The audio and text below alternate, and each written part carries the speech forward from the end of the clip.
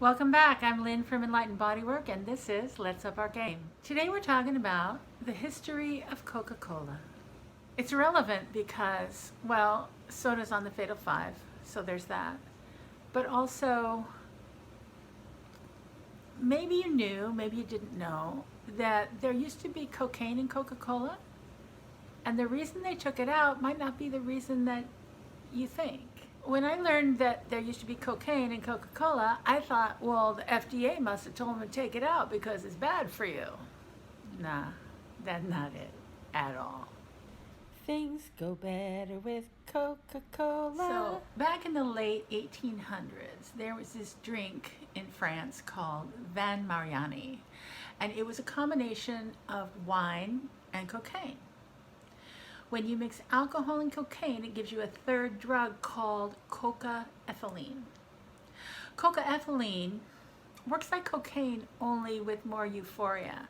It's kind of like a combination of ecstasy and Viagra together. Whee! Party, right? It was all the rage at the Vatican. It was touted as a wonderful invigorator of the sexual organs. Seeing the success of Vin Mariani, an American from Georgia decided he wanted in on that gravy train, and so he introduced a drink called French wine Coca, which was wine and cocaine.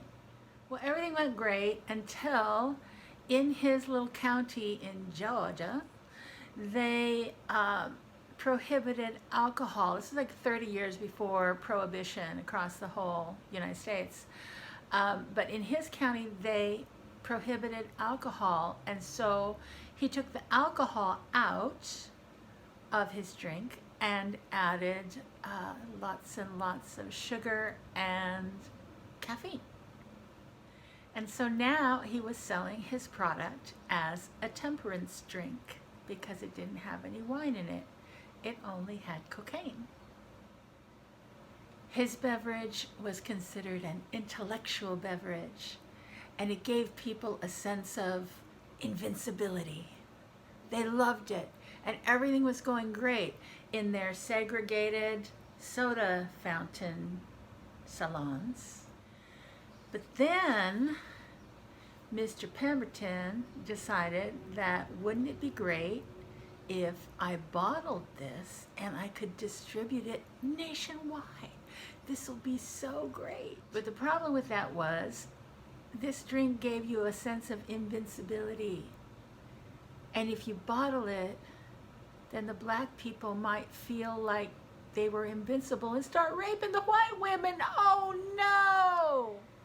So by 1903, the wave of white fear started anti-narcotics legislation as not to embolden the black people, because even though it was an intellectual beverage for the white people, black people were just coke fiends, and that cannot be allowed.